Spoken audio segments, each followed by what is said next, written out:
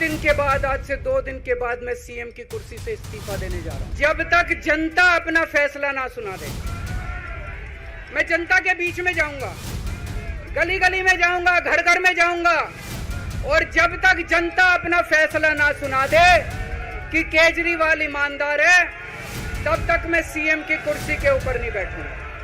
आप अगर मेरे को, अगर आपका एक एक वोट मेरी ईमानदारी का सर्टिफिकेट होगा, अगर आप मेरे को वोट देके जिताओगे और अगर आप कहोगे कि केजरीवाल ईमानदार है, तो चुनाव के बाद, उसके बाद जाके मैं सीएम की कुर्सी पे बैठूंगा। तब तक मैं सीएम की कुर्सी पे नहीं बैठूंगा। अभी अभी जेल से रिहाई होके आया है, अब ये इस्तीफा क्यों दे रहा है?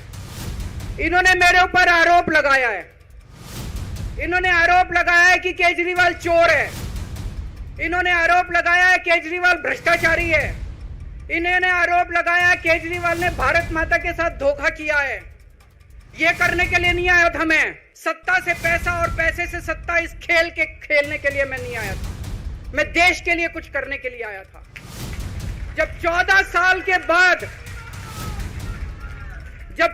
साल के बाद भगवान राम वनवास से लौटे, सीता मैया को अग्नि परीक्षा देनी पड़ी थी।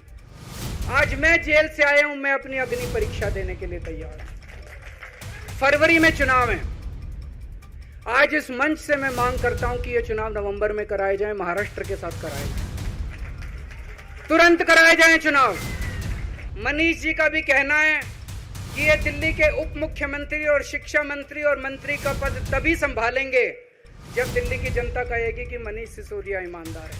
अगर देश की जनता, दिल्ली की जनता को लगता है केजरीवाल बेईमान है, मैं 1 मिनट के लिए सीएम की कुर्सी पे भी नहीं बैठूंगा। 1 मिनट के लिए मैं बैठने को तैयार नहीं।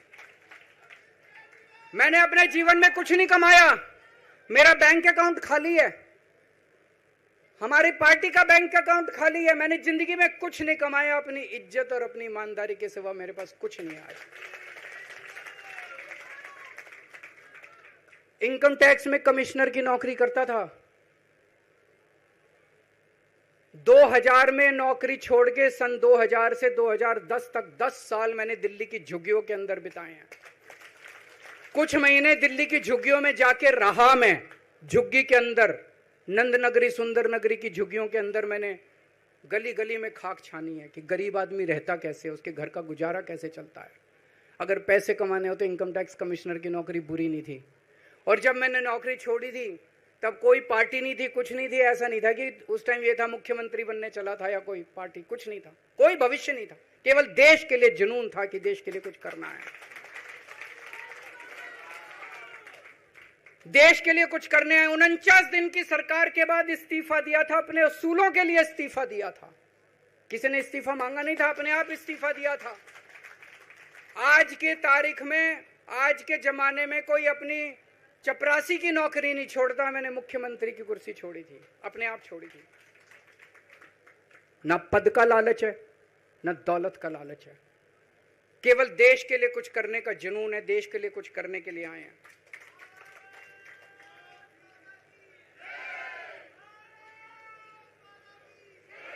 इन्होंने मेरे ऊपर आरोप लगाए, मनीष जी के ऊपर आरोप लगाए हैं।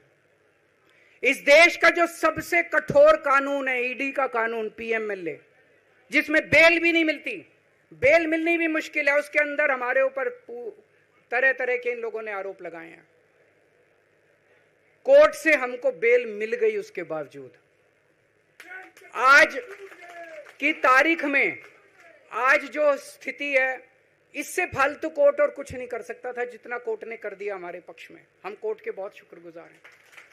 कोर्ट ने हमें बेल दे दी, अभी बेल तक ही दे सकता था। अब ये केस चलेगा। मैंने वकीलों से पूछा, मैंने कहा मेरा दिल कहता है कि जब तक ये मैं कोर्ट से बरी होके ना आ जाऊं तब तक मैं सीएम की कुर्सी पे नहीं बैठूंगा। उन्होंने कहा जी ये 10 साल चलेगा केस, कोई कह रहा है 15 साल चलेगा केस, कोई कह रहा है 20 साल चलेगा केस। तो केस ये अभी लंबा चलेगा। आज कोर्ट जितना कर सकता था, कोर्ट ने हमारे पक्ष में निर्णय लिया है, हमें बेल दे दी उन्होंने। ऐसे कानून में जिसमें बेल मिलनी नामुमकिन होती है, उन्होंने बेल दे दी। आज मैं आपकी अदालत में आया हूं, जनता की अदालत में आया हूं। आपसे पूछने के लिए आया हूं, क्या आप केजरीवाल को ईमानदार मानते हो कि गुनहगार मानते हो?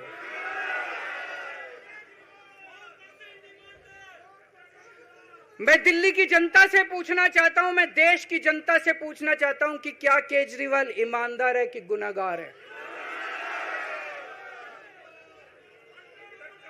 दोस्तों, आज से 2 दिन के बाद मैं सीएम की कुर्सी से इस्तीफा देने जा रहा हूं।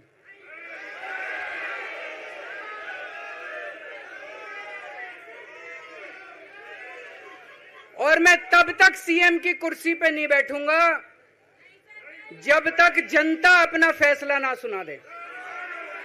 मैं जनता के बीच में जाऊंगा, गली गली में जाऊंगा, घर घर में जाऊंगा, और जब तक जनता अपना फैसला ना सुना दे कि केजरीवाल ईमानदार है, तब तक मैं सीएम की कुर्सी के ऊपर नहीं बैठूंगा।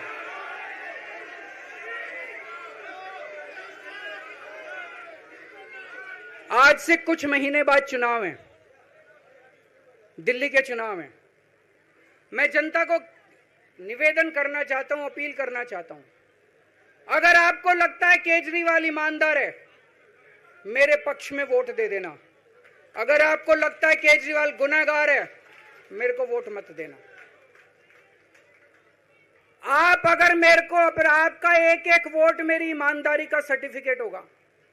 अगर आप मेरे को वोट देके जिताओगे और अगर आप कहोगे कि केजरीवाल ईमानदार है, तो चुनाव के बाद, उसके बाद जाके मैं सीएम की कुर्सी पे बैठूंगा। तब तक मैं सीएम की कुर्सी पे नहीं बैठूंगा।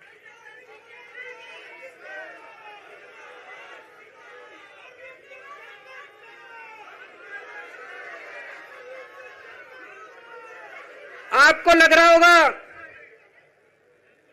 अभी अभी जेल से रिहा होके आया है, ये कैसा क्यों बोल रहा है? अभी अभी जेल से रिहाई होके आया है, अब ये इस्तीफा क्यों दे रहा है?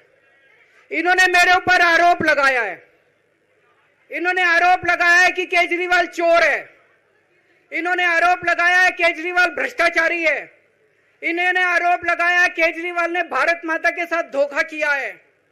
ये करने के लिए नहीं आया था मैं, सत्ता से पैसा और पैसे से सत्ता, इस खेल के खेलने के लिए मैं नहीं आया था। मैं देश के लिए कुछ करने के लिए आया था। जब 14 साल के बाद भगवान राम वनवास से लौटे, सीता मैया को अग्नि परीक्षा देनी पड़ी थी।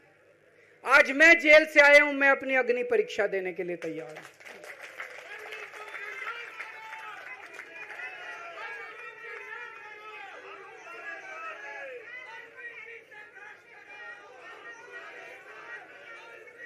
ये कुछ लोग बोल रहे हैं सुप्रीम कोर्ट ने कुछ कंडीशंस लगाई हैं, काम नहीं कर पाएंगे।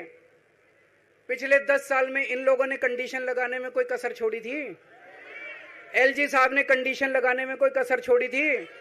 केंद्र सरकार ने 1 कानून, 2 कानून, 3 कानून, कानून पे कानून डाल के मेरी पावर छीन ली, पर आपके काम बंद नहीं होने दिए मैंने। ये कंडीशन हमारे लिए कोई वो नहीं रखती, कोई हमारे लिए अड़चन पैदा नहीं करती ये कंडीशन। इन कंडीशन को भी देख लेंगे, लेकिन मेरे लिए जो मायने रखता है वो है मैंने अपनी जिंदगी में ईमानदारी कमाई है। अगर आपको लगता है केजरीवाल ईमानदार है, जम के वोट दे देना मेरे पक्ष में।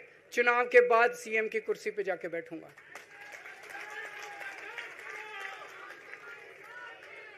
फरवरी में चुनाव है। आज इस मंच से मैं मांग करता हूं कि ये चुनाव नवंबर में कराए जाएं, महाराष्ट्र के साथ कराए जाएं, तुरंत कराए जाएं चुनाव।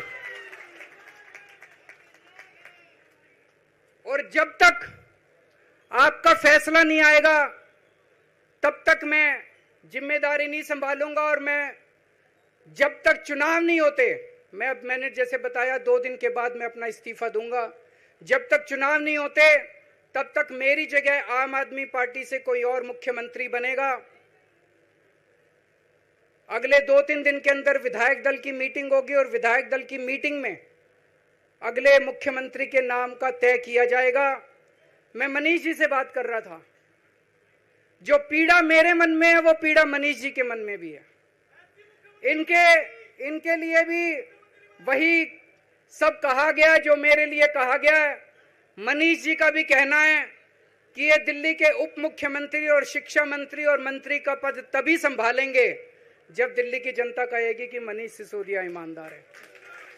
तो मैं और मनीष सिसोदिया हम दोनों का फैसला आपके हाथ में है, जनता के हाथ में है। हम दोनों जनता की अदालत में जा रहे हैं, गली गली जाएंगे, जनता के बीच में जाएंगे और उनसे पूछेंगे, अगर जनता कहेगी ईमानदार है तो हम आके इसकी कुर्सी पे बैठेंगे। 2020 में आया था मैं, 2020 में मैंने कहा था, मैंने अगर काम किया हो तो मेरे को वोट देना और काम नहीं किया हो तो वोट मत देना। कहा था कि नहीं कहा था? आज मैं आपके बीच में आया हूं, मैं कह रहा हूं अगर मैं ईमानदार हूं तो वोट देना, अगर मैं बेईमान हूं तो वोट मत देना, बिल्कुल मत देना। भारत माता की, भारत माता की।